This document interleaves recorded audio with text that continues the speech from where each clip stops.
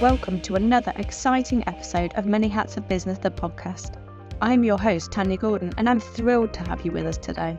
On this podcast, we explore the realities of business and the many hats we have to wear. I'll be speaking to some fantastic business owners about their journey to where they are today, in the hope that they inspire you to go through the tough times so that you get to relish the rewards having your own business can bring. Before we jump in, a quick reminder to subscribe, rate and leave a review if you enjoy what you hear. Your support means the world to us and helps Many Hats of Business, the podcast, reach even more curious minds like yours.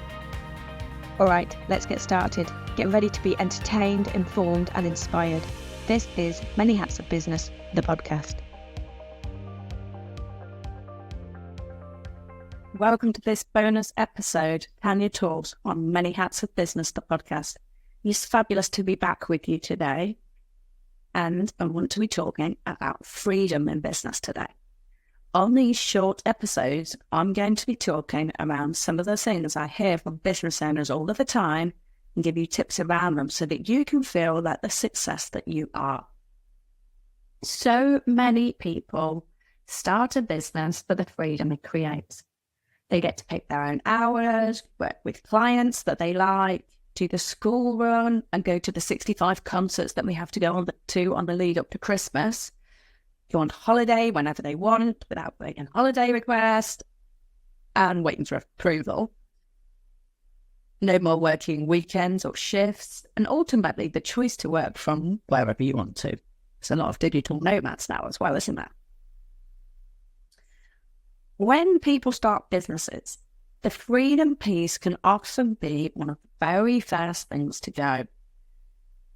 And it's often just elements of it. So they don't really notice at first. Perhaps they're still doing the school run, but they weren't when the kids are in bed and they never intended to do that, for example. Sometimes this is down to setting unrealistic expectations in the first place. How can you know everything about what it is to run, what it's like to run a business before you've taken the plunge?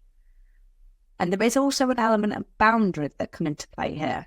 We have to ring-fence our time and be strict with it if we want to protect it. No one else is going to protect it for you. It's something I've struggled with for many years, as I'm a known people pleaser. So don't beat yourself up because it can take a while. And interestingly, I've talked about building your business your way last time, and people pleasing is a good example of this. I've seen so much about people pleasing being a negative trait in recent years.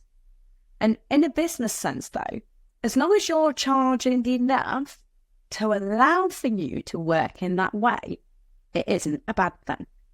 Hear me out. I know I like to please people, so I deliver a high quality service as standard. And then you have to price accordingly for that. A low cost, high quantity business wouldn't be my go-to because it wouldn't serve me, because I would want to give the best level of service I could as my standard, but I wouldn't be being paid for that. And then you potentially start losing some of these boundaries and freedom because of it, and you start to resent your business. And essentially, you've built your business, so you have the power to change the thing that you're starting to resent. But you can see how you work around how you like to work, then how beneficial that can be. And I found out more about human design recently, in the last 6 months or so. And I found out that I'm a manifesting generator. Now, I'm not really good on human design, so, don't take my information here as to the letter. But essentially, a manifesting generator, you're designed to respond as well. So for years, I've wondered, there's some people naturally create far better than like I would. And, I struggle to think of new things, if you like. But my entire manufacturing business is really responsive. And actually, people just come to us for quotes, because I talked about that last time with the lead generation. And we get asked things all the time, can you do that? But then I have a look at it and think, yeah, we can do this, or no, we can't. And so I'm responding to the inquiry. And so actually it works really well for me. It's exactly how I like to work. And yeah, as I've got more understanding of myself, it's been really interesting because it shows that that's how it's set up to do. And it was interesting that without that knowledge, I've actually been setting it up in this way because it works for me. So anyway, back to freedom in business or lack thereof. Sometimes it is around having to or feeling like we have to pick up the pieces when someone lets us down, whether it's a staff or contractor or supplier, etc. And sometimes it's because we're trying to be all of the things to all of the people. We can't do everything in business, and the sooner we realise and get people to help us, the better. It's daunting taking on staff. You can do outsourcing, which often works out cheaper, but it's very expensive from an hourly rate point of view. But these are experienced people, and you can just do it for the amount of hours you need. So when you're first taking on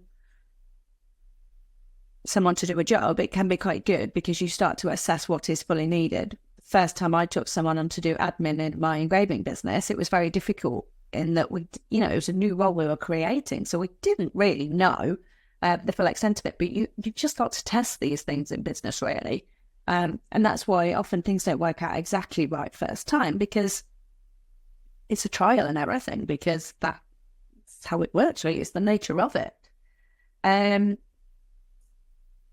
But I appreciate that sometimes funds don't allow us to take people on in the first instance. And I wrote a blog on this a while ago. You can start a business with no money, but the trade-off for that is time. And everything takes longer if you can't throw money at it, which is absolutely fine because you do learn so much along the way. It's the way I prefer because it feeds my quest for knowledge. But the way to achieve freedom in your business is to have a plan, a realistic one. And then to not berate yourself because you're comparing yourself to everyone else, especially because we never know the full picture. So we tend to compare ourselves to someone further along the journey. It's just natural. On top of that, it's usually the insta-polished version of that person's journey, not the actual real version, what's and all. You have to know somebody very, very well for you to get that version of that. So it really isn't ever the case. You need to enjoy the journey. Gratitude journaling practice is a great thing to implement. Excellent time management, including time blocking, does help. And fiercely protecting time for you, whether that's a workout, time with family or friends, time out to think, or hitting your daily step target with a nice walk out in nature. That's a particularly useful one because actually, and it's something I've done quite a lot of recently, I always struggled with feeling like I'd got to be, working all of the time because it's just something how we brought up, and it comes into our business journey. But actually, when you start taking that time out, for example, I sometimes go for a run before lunch. I do quite a lot of thinking at that time, but it clears my head. So actually, I would be more productive by taking that time out, half an hour, to go for a run and then have a quick shower before lunch than sitting just trying to work through. Because so much of what we do in business, we need to be creative.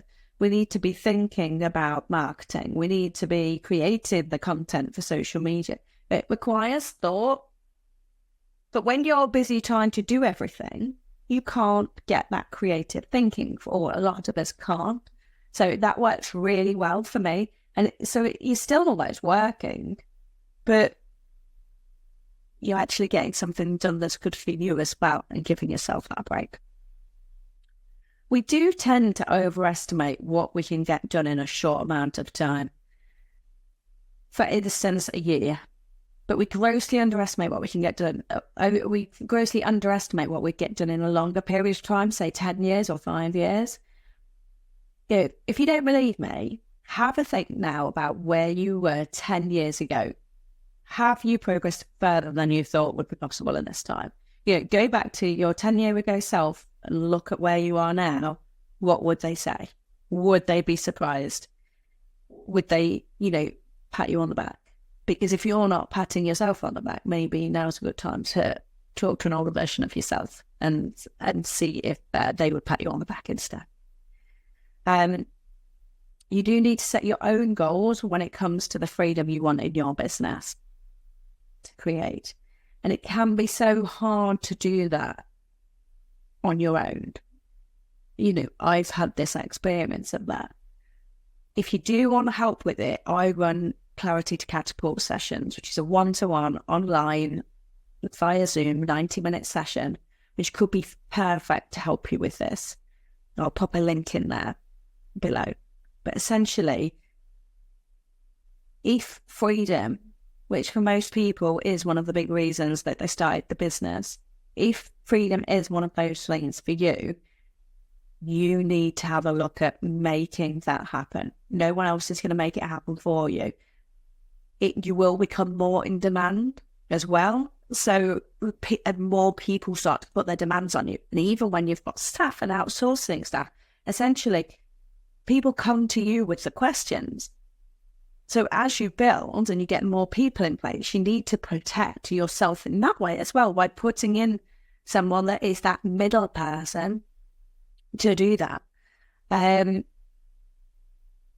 It can be really beneficial just from so many things, because our time is something we can't get back. It is the most important asset, really. So we need to use it as such, and we really need to protect what is important to us. I've got a lot of examples of things where people haven't done that and then suffered. I've got a friend who did a training in being a PT and nutritionist because it was something she was very interested in. And in time, she had to stop doing it in the way she was doing it because she ended up teaching spin at like 6 a.m., which she didn't really want to do. And it was negatively impacting her health. And also, all that ended up happening was her interest, her hobby of going to the gym, ended up being put on the back burner to help everyone else. And she was very quick to notice and sort it out. But it's something a lot of us go through. And I think a lot of the things with these business issues, we all think that we're on our own, and it's just us.